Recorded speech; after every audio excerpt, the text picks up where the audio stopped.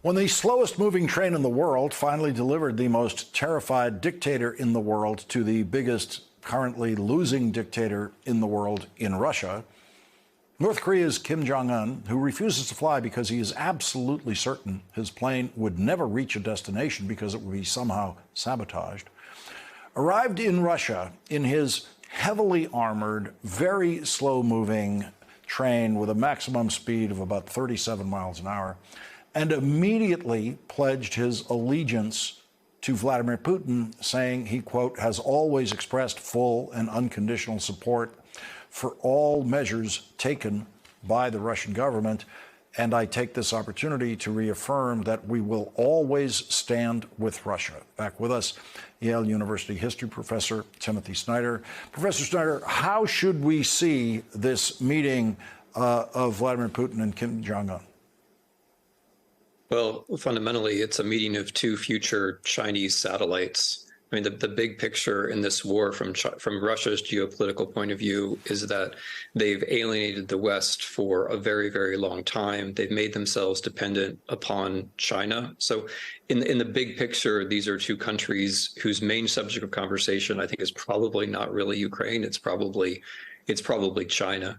Secondarily, we're seeing how Putin needs whatever support he can get to try to arm himself.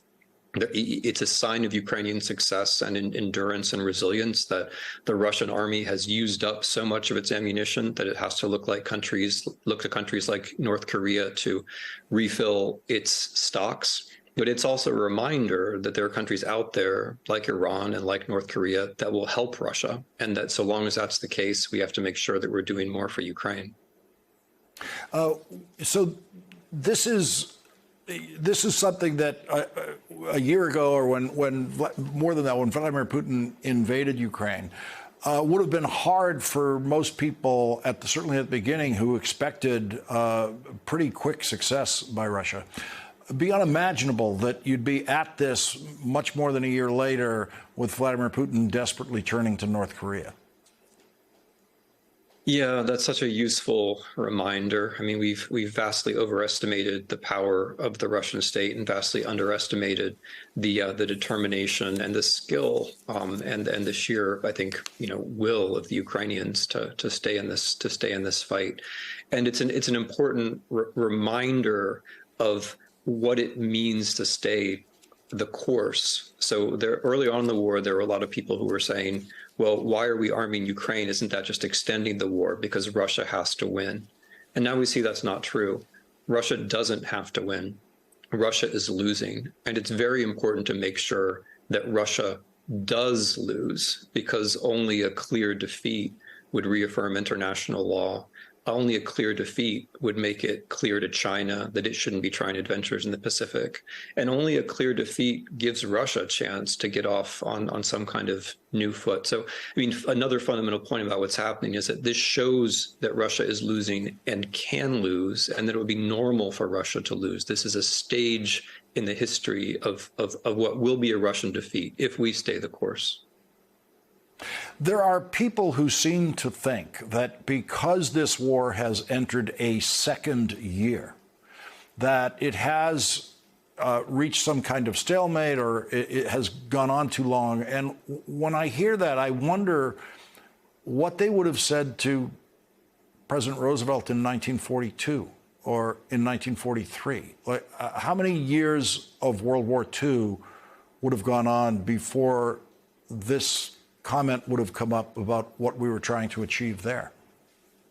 Yeah, it's a wonderful comparison. I mean, in World War II, President Roosevelt planned ahead economically and logistically, which is something that we should be thinking about too. But yeah, I mean, you're taking your comparison directly. It took us quite a while to take back Sicily. It took quite a long while to break out of the initial landing points at Normandy. Things go slowly in war.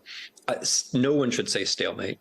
Stalemate suggests something which goes on forever. The Ukrainians have taken back much more territory in the past few weeks than Russia took in the first 6 months. The Ukrainians just blew up a landing ship and a submarine at a dock in occupied Sevastopol. A few days ago, they blew up Russian bombers 700 kilometers from their own borders. The Ukrainians are carrying out a complex multidimensional counteroffensive with successes that I think are striking and possibly go unnoticed because they're not necessarily things which Americans anticipated would happen. So war is unpredictable, but it's very important not to buy the narrative of a stalemate. The stalemate narrative is being pushed right now by people friendly to the Kremlin precisely because it's not true, precisely because the Ukrainians are advancing. And it's meant to prevent Americans and others from helping their Ukrainian partners at what could turn out to be a decisive moment in the war. It is also something you hear from people who have long been traditionally anti-war in other settings, and they are not pro-Russian, they are not pro-Putin. What do you say to those people who I believe approach that from a genuine perspective of the way they see war more generally, and that anything that can be done to stop the killing tomorrow is worth doing? You can't stop the killing tomorrow by cutting Ukrainians off because Ukrainian civilians will continue to be killed and raped and tortured under Russian occupation. That choice is simply not available. Asking Ukrainians to give up land is asking them to give up millions of their people, and they know what happens under occupation: death, torture, rape. Things that are too terrible to mention. So you can't stop the killing by giving up. The only way to stop the killing is to win the war. The only way to end the war is to win the war. So I am one of those people who sincerely wants this war to end. The way to end this war is to help Ukraine to win it.